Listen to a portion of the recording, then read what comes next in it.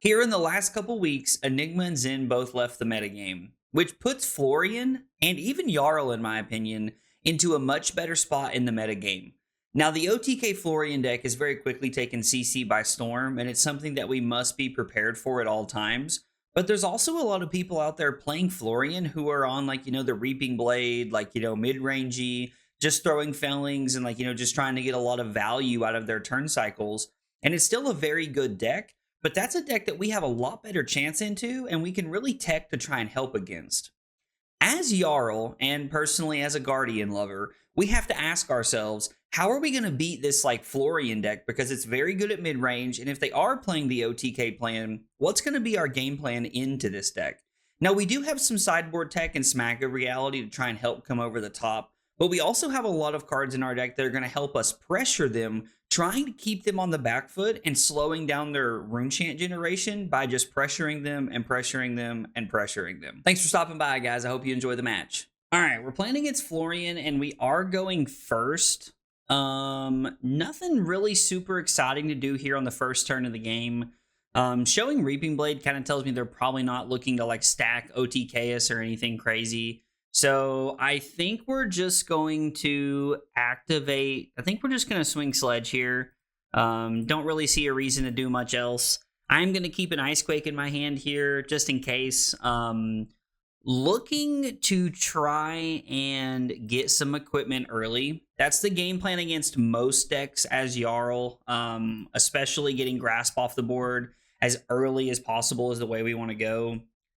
Drawing 2 Ice Quakes and 2 Pummels in the first, 7 cards is not ideal. Definitely could have hit some better draws here. I don't know. We'll see what we can put together. We could try to go like Ice Quake.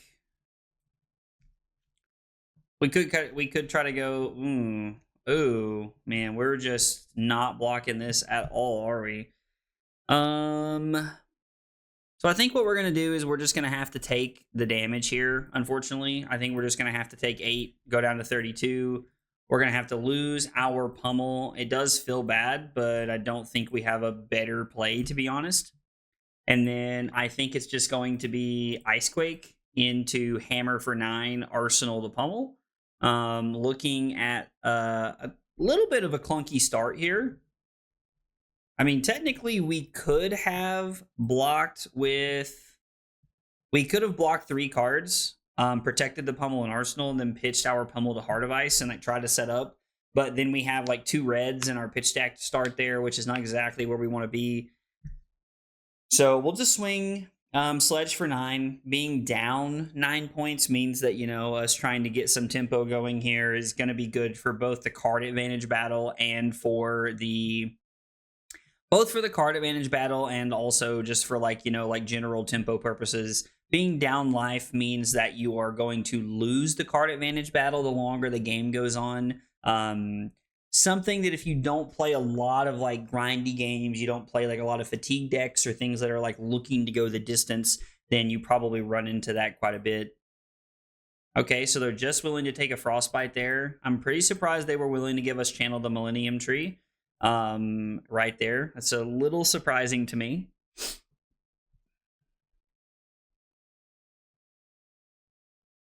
Okay. So we're going to have to put Ice Quake on the bottom.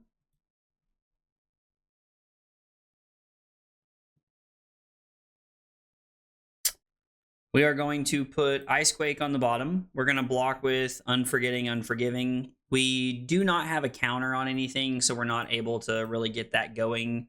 And then I think we're going to just run out the Crumble. Keep the Frozen to Death in hand. We're going to target the Grasp of the Arknight here because I really want to get Grasp off the board. It really enables a lot of their late game plays and what they're trying to set up. And then... this is not the hand we wanted. This is not the hand we wanted. We will say no blocks here, and then we'll give up the Shelter because the Shelter is not really doing much else for us in this hand. We could go Command and Conquer Pummel, depending on what they do here. Dominating the Command and Conquer would be really nice. But again, they have another Command and Conquer. I think we'll No, we cannot.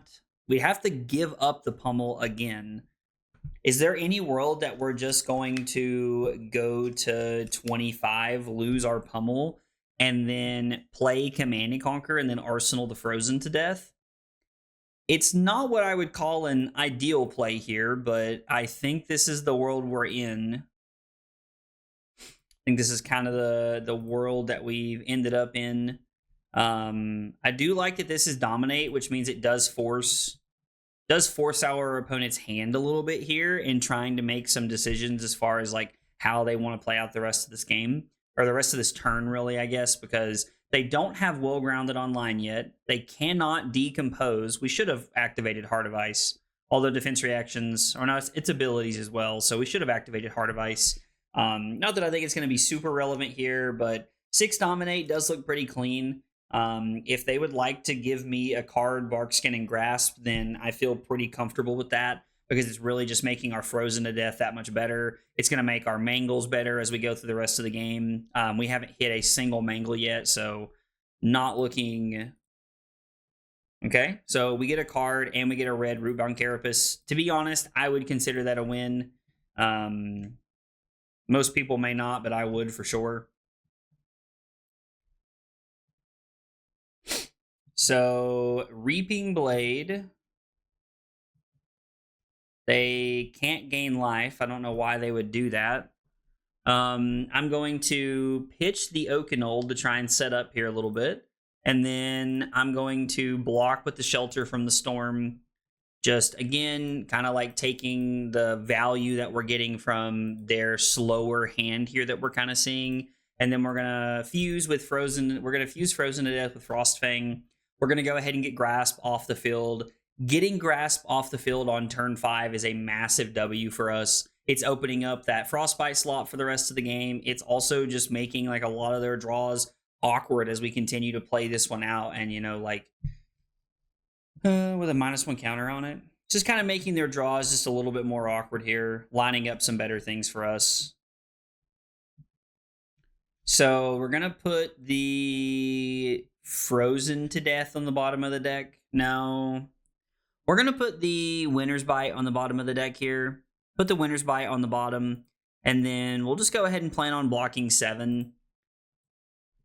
Block 7, that is our second Felling that we've seen already, which is pretty good for us. Really like to see those early Fellings. They feel pretty good to get them out of the way now. We have the option to just... Actually, this is incorrect. Sorry, opponent. We're supposed to activate Heart of Ice because that's exactly why we bring it in. And then we're supposed to hit him with the Frost Fang here. I think that's where we want to be. They just discard a card to not gain any life. It's twice they've done that now. I do not understand. I am a multitude. I do understand. They wanted to get to 5 Earth cards, and now they have 3 Earth cards. So they're saying that they're going to decompose on their turn, and this is their 3rd Earth card. So they're just willing to forego the 4 life from those cards there to just be able to get 8 cards and turn their hero ability on. Which, to be fair, like Florian's hero ability is Mordred Tide on a stick, so pretty good hero ability. Like, feels pretty solid. Blocking with Barkskin and a card. Okay. If they block with Barkskin and then play a defense reaction, it's going to require minimum a yellow. Okay. So they block Barkskin and then they give Rootbound Carapace. I'm curious to know if they are going to decompose here. They are. Okay, so there's no Felling. Right? Yeah, they're out of Earth cards now. So there's nothing really insane coming at us here. They're going to swing the Reaping Blade. I think it's worth blocking with the E-Strike. Actually, do we go to 21 here, play the channel, and then E-Strike draw card? No, because the E-Strike could just have pretty bad value here, right? So we're probably better off to play the channel and then just Arsenal the Oaken Old and just try to set up here. Not many Earth cards in this variation of the deck that I'm playing. We'll go ahead and activate Heart of Ice and see if they respond. And then we're going to play channel. So their next thing they're going to do is going to cost an additional 2. And we're going to arsenal this and set up here. Again, no earth cards in our hand, which is not super surprising, to be honest, just considering how the deck has been built and how the deck has been like set up here. Command and Conquer not looking nearly as good as it did last time. Command and Conquer not looking nearly as good as it did last time. We are just going to block 6 here. Just blocking 6, kind of like playing the value game. We're gonna pitch to Hammer here, pitching both of our cards. I would rather keep the channel around than I would give them a Frostbite, because the channel is just like a better Frostbite over the course of the rest of the game, or over the course of like their next turn. So there's 2 trees left in their deck, 1 Command and Conquer and 1 Felling. We've seen 0 copies of Plow Under so far. This is going to cost an additional 1, which I was like, they're probably pretty happy to pay here if I had to guess. Maybe want to filter a little bit, see some better cards. This game has gone pretty well so far, I feel like. The Crumble looks pretty good.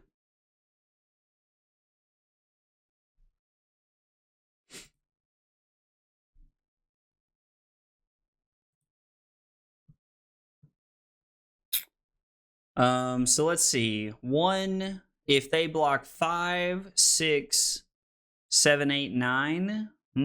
So defense reaction and arsenal would give them the ability to play around me, hitting them with the Goliath Gauntlet. Trying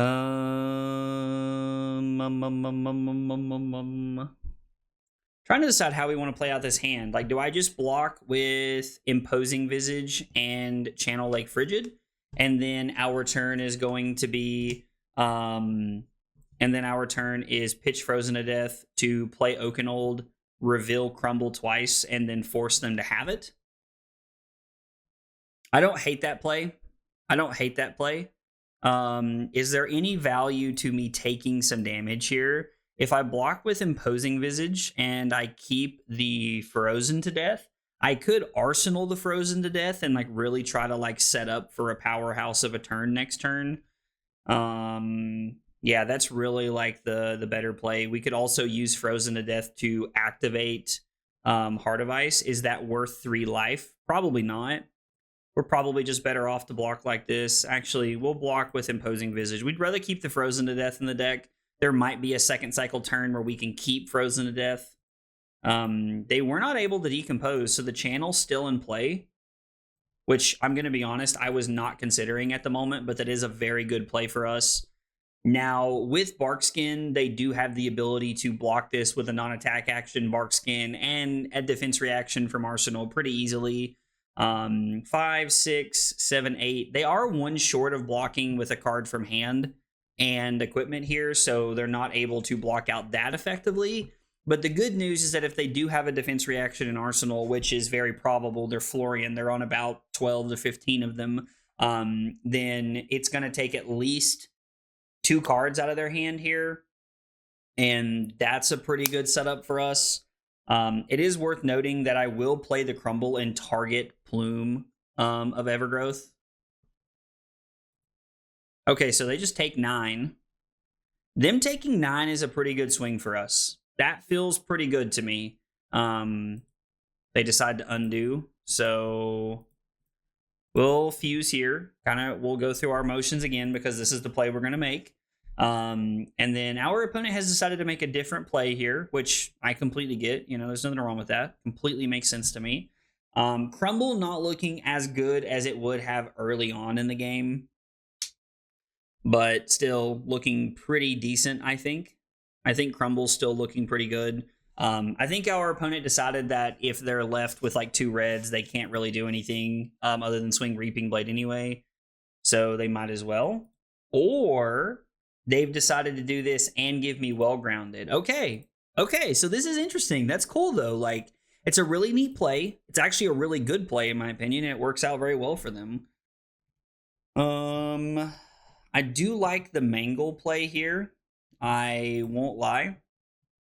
So what if I went Imposing Visage? We could go Imposing Visage to go get a Crumble, which would be fine. That actually doesn't even feel that good to me. There's actually really not a great Imposing Visage play here into Mangle, unfortunately. We do have the line of activate Heart of Ice, throw Mangle, and then discard to gain some life, which feels a little bit better than Crumble to me because we're forcing them. I mean, if we play Imposing Visage,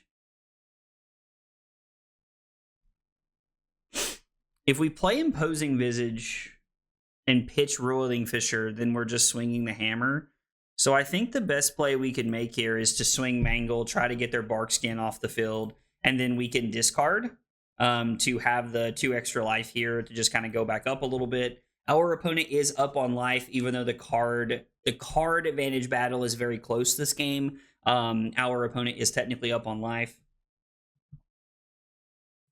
Yeah, we're just going to go to 26. And they do take 2, fall down to 28, and we have now gotten rid of 3 equipment slots. So we're in a decent spot. I think we're where we want to be. I would like to get the Plume off the table if I could. That would be a really good play here for us. That is a little scary. Won't lie, that is a little scary here. 8 Rune Chance is pretty terrifying. There is no way to fuse or really make anything powerful happen here. We can Winter's Bite, take a card out of their hand. We'll give them one in the chest. I don't think it really matters here. We'll target them to try and strip them of a card. And then is this worth playing? I mean, we have to clear this out of our arsenal, right? Like, there's not really much of an option here otherwise. We're going to pitch Unforgetting Unforgiving. We're going to play Crumble. We'll give them a Frostbite in their arm slot. And then we'll target their Plume of Evergrowth here. We will Arsenal the Oaken Old and set up here. Crumble does look pretty good. We could take a little bit of damage here and try to go for the dominated play of... Man, if this was a blue, if Command and Conquer was a blue, we'd have the ability to pitch a blue to Terra Sunder and then throw Oaken Old, and it would take every card out of their hand. But we're probably just better off pitching Terra Sunder to some Rune Chance this turn, and then blocking physical with the Command and Conquer, and then we can fuse the Oaken Old here. Yeah, because they're just going to come in like this, so... We're going to pitch Terra Sunder to some Rune Chance, which is fine. And then I'm going to skip the rest of the Rune Chance here. We're gonna take a little bit of damage, which is not the end of the world. It's okay. It's not the end of the world, but it's okay. We fall down to 21.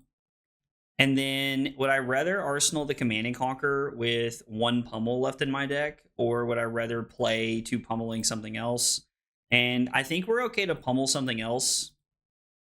We're almost guaranteed at this stage of the game to hit them with a fused, to hit them with the Oaken Old. I'm not going to Arsenal the Crumble to Eternity. There is no reason for me to even try to be playing this card out. This card is now a Earth and Ice fuse, and also gives us... What do they choose? Seeds of Tomorrow? So they're going to block with Seeds of Tomorrow and then a defense reaction from hand? Okay. So I was wrong. They were able to use their Plume to get back the Seeds, which was really good. Worked out really well for them. Do we want to block with Crumble?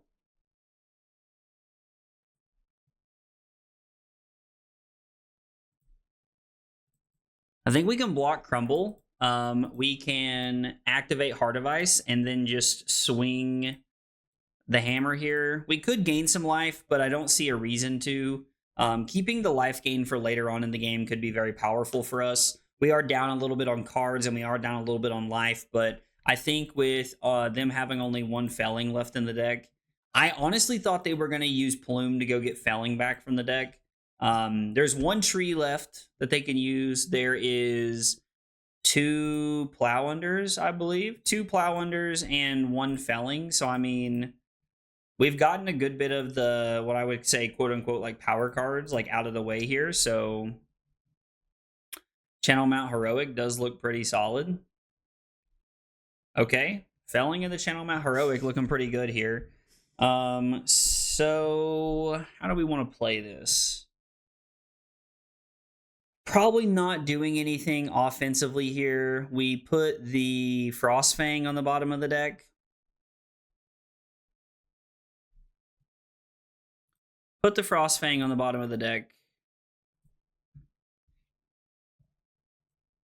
We'll block 3, and then we'll play the Pulse, giving them a Frostbite that doesn't really matter. And then we are only taking 2, falling to 19 here, so that looks pretty good. I was like, they have an Autumn's Touch. I was like, I think they just clicked too fast. And then we're just going to pass here. Smack of Reality with Pummel to be able to get this off the board could be pretty good. If they didn't draw any attacks, then we could just get aggressive here. Them coming in for 10, though, is not bad. The problem here is that we don't really have the ability to just block 10 effectively. We're really priced into blocking here.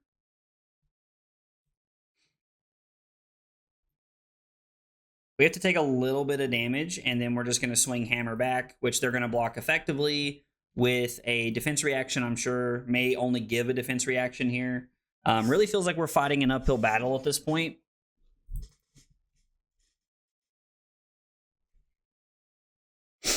Okay, so Rubon Carapace, they do not decompose, which I honestly don't hate. I think saving your decomposes for like power cards is actually pretty important, and I think lines up better for them.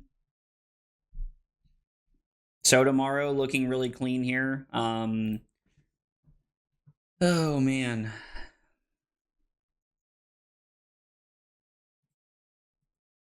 They don't gain any life, but they do make 4 rune chance, and then it's going to be E-Strike for Go Again. So we can...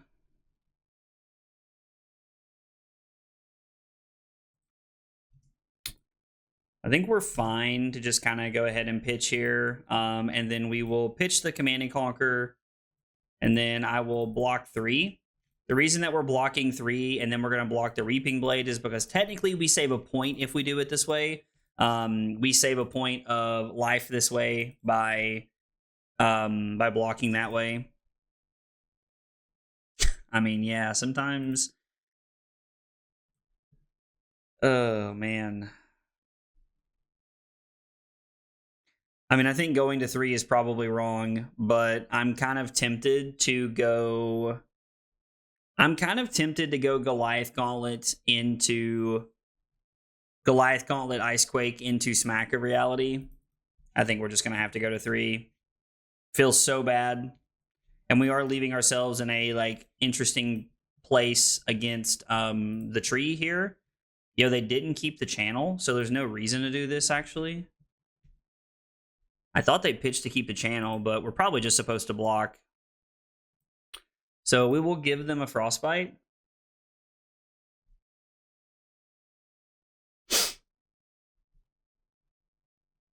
I guess this destroys this. Oh, it doesn't have tower. Never mind, ignore me. This is only for 12. So the value of this being able to come in for 12 on hit Frostbite is pretty solid.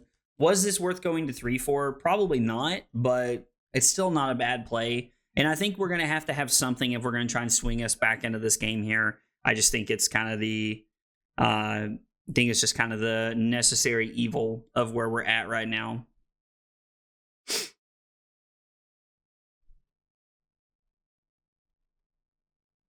Our opponent just kind of thinking here for a minute.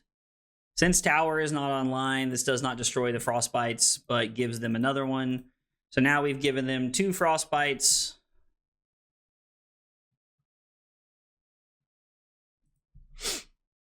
No way to gain life here, but I was like, the tree doesn't really do anything. Gives this Go Again.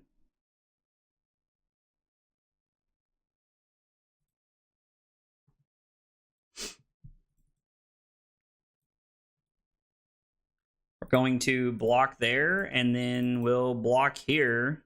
And we'll just swing the hammer back at them.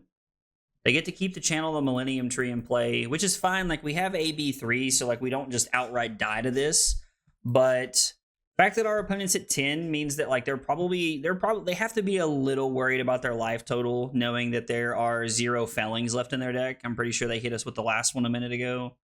Maybe I'm going crazy. I'm pretty sure. Oh, they so tomorrowed it back into the deck, which makes sense. And there is one more Channel Mount Heroic, I think. Yeah, there's one more Channel Mount Heroic. That leaves only 1 Plow Under left in the deck. We are unfortunately putting back a lot of 2 blocks and no blocks. We have these cards that work into other matchups, but here, like, they do struggle a little bit. They feel a little awkward for what we're trying to do. They don't gain any life, but the 4 rune chance is awkward. I guess the 4 rune chance is actually not that bad. So it's going to be pitch Winter's Bite to AB3, and then we're going to block here. And then we're going to have to block 6 to go to 1.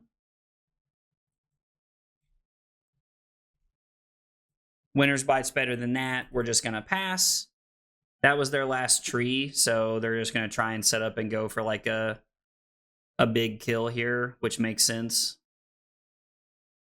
Roiling Fisher does not have the ability to get rid of Rune Chance, which would be absolutely awesome if it did. Would be really good play for us here. They have 4 embodiments and 6 Rune Chance here. Is Channel worth? Probably, right?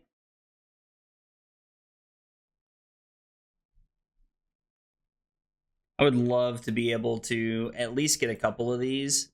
So we're going to pay 5, which means there's no channels left in the deck. That's unfortunate.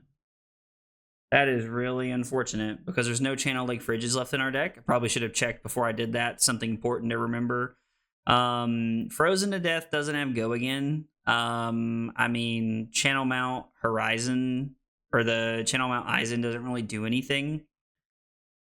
So I guess we're going to swing the hammer.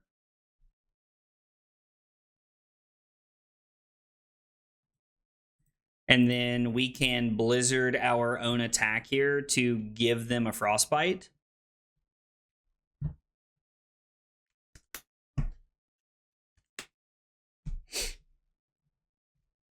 Playing Blizzard to give them a Frostbite off of our own attack feels pretty weird, I have to admit. Not a play. Like, it makes sense on why we're doing it here, because I think that anything we can do to slow them down is worth here. I'm not going to play their Remembrance just yet because I just want to keep the blue in my hand. They do have 6 rune chance, so any amount of blues that I can keep, the better off we're going to be here.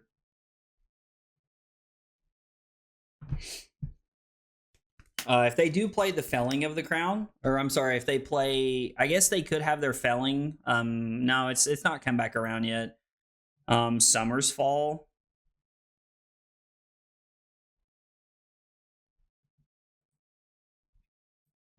So it's going to be pitch here. Actually, that's incorrect. Sorry, opponent. We're going to have to pitch the Terrace Under here. We'll apologize to our opponent. I've taken a couple things back here in the last little bit. We're going to pitch the Terrace Under in this. Yeah, we'd rather keep the Terrace Under and the life gain in our deck here if we can at all. Unfortunately, we do not have the ability to play the fruits to gain some life here. That would be pretty good for us if we could. And we just get to block 7. They don't have any equipment for us to search for.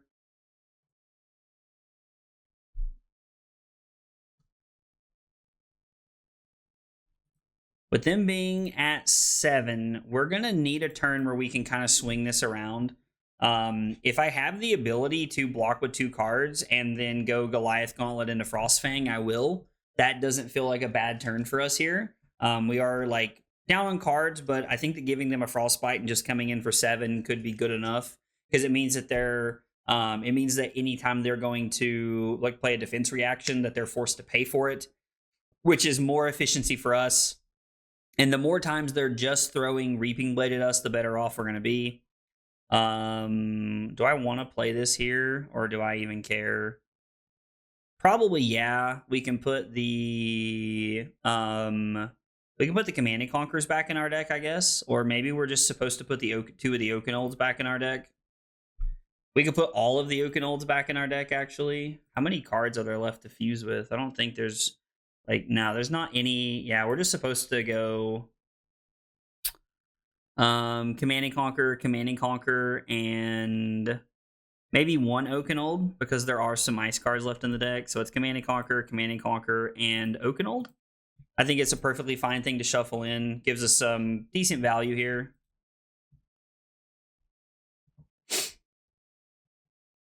They're clearing out their own arsenal here. We are going to block 6. And then it's going to be Goliath Gauntlet into the Frost Fang for 7. In hopes of trying to make this a little awkward for them. It's the idea here. We'll give them a Frostbite. And then technically we're also threatening lethal, which is not irrelevant. I think they're playing to their Felling of the Crown to try and end the game. I think it's what they're looking for. They're looking for their Felling of the Crown because they shuffled one back in. I think that's their last Plow Under because the other one's over here. Yeah, so there's one Felling left in the deck. There are 0 Command and Conquers left. There's no Runics left in the deck either. No, there's 1 Runic left. Yeah, there's 1 Runic left. Yep. And they have the defense reaction. I'm not surprised in the slightest. The fact that Battlefront Bastion lines up so well there is really good. They also have Cadaverous Tilling, which is going to be super obnoxious because it's just 3 cards we have to block with. And honestly, I hate that.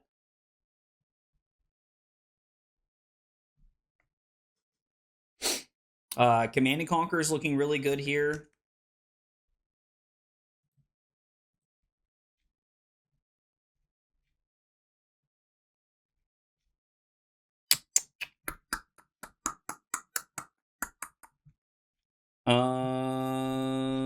We have 2 CNCs left, right? We should block with Imposing Visage.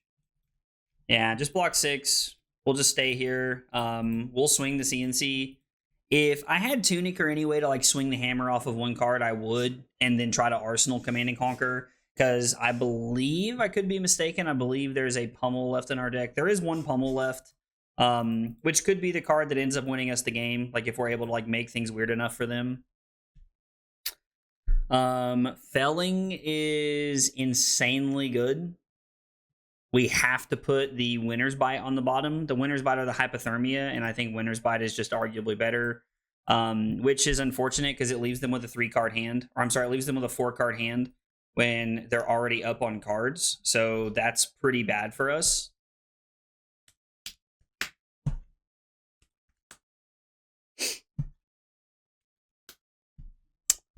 Yeah. Just having all these like really good like 3-for-8s late in the game is just crushing us here. Like they've pitched all their Cadaverous Tillings very, very well. So I know there's multiple of them left. I'm just going to Arsenal this. Like I don't see a reason to play it here. And then we're all 2 blocks from here.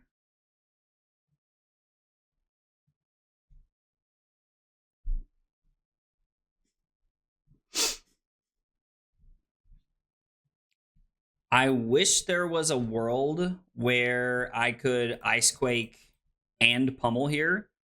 That would be absolutely insane.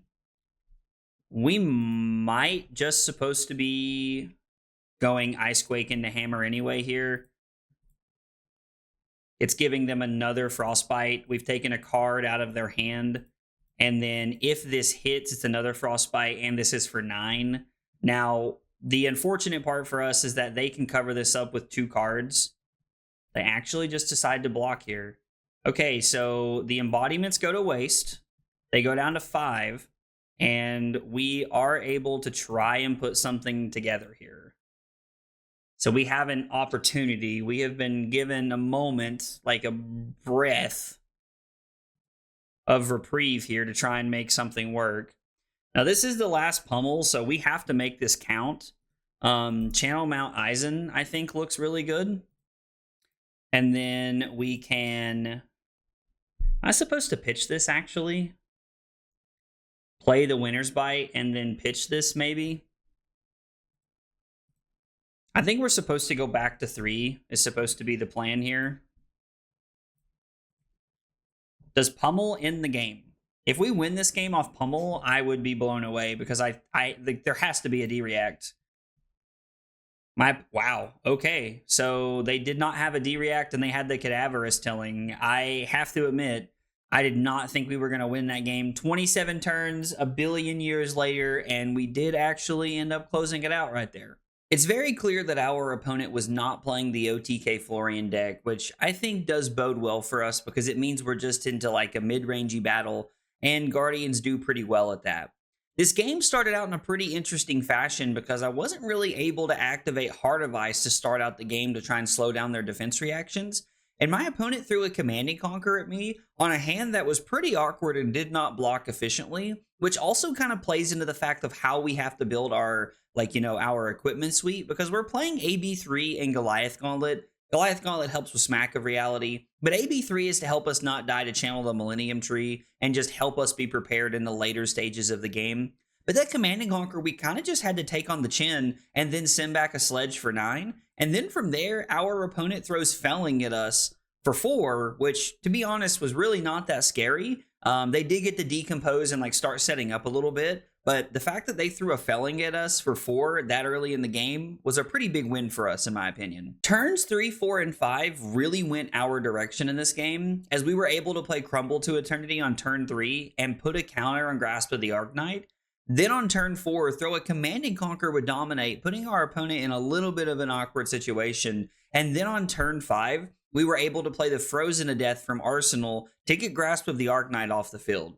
Getting Grasp of the Arknight off the board on turn 5 is a massive W for us and a big part of why we were able to close this game out so late. Turn 9 is one of those really interesting turns where we had a multitude of options that we could have picked from. We could have put Channel Lake Frigid into play and swung the hammer. We could have played Frozen to Death and gotten Barskin of the Millennium Tree off the board. We also had the ability to fuse the Oaken Old from Arsenal and just try to really get aggressive there with our opponent. And we had a few different options of things that we could do. I ultimately decided to block 6 and fuse the Oaken Old, which I don't hate considering my opponent's equipment situation and kind of where we're at with the channel in play and forcing cards out of their hand for defense reactions. But looking back on this play, I think that one of the better things we could have done would have been to block and then actually play the Frozen to Death and keep the Crumble in hand so that we can set up the Oaken Old for next turn. We're taking the ability for our opponent to be able to block with the Barkskin of the Millennium Tree off the table, and then we're also trying to set up this powerful Oaken Old play for the following turn. One of the concerns here is that I am leaving myself a little open to a Command and Conquer or a Plow Under would have been pretty bad for us, but I think that getting the Barkskin off the table and then going for the Oaken Old would have been a better line. On turn number 18, our opponent put us down to 1, and I was forced to give up our Heart of Ice here, so things were looking pretty bleak from here, to be honest. I didn't have a lot of hope going into those few final turns, but our opponent on turn 19 decided to play a Germinate, and they made 4 Embodiment of Earth tokens and only 6 Rune Chants. I actually think this was incorrect. My opponent was at 7, and they had some life to give pretty much no matter what happened here. Even a Command and Conquer Pummel wouldn't have been that backbreaking, because even if they get to keep 1 card, they can just pitch it and then come in with all the Rune Chants they created. So I think my opponent probably should have just made 10 Rune Chants. Even if they just make 8 Rune Chants here, they still win the game on the following turn. So the only reason we were even able to win this one later on was because my opponent made a mistake. I don't really know what 4 Embodiments is playing around. It's not like that blocks out an Oaken Old if we fuse it. It's not like that blocks out a Command and Conquer Pummel with 1 card.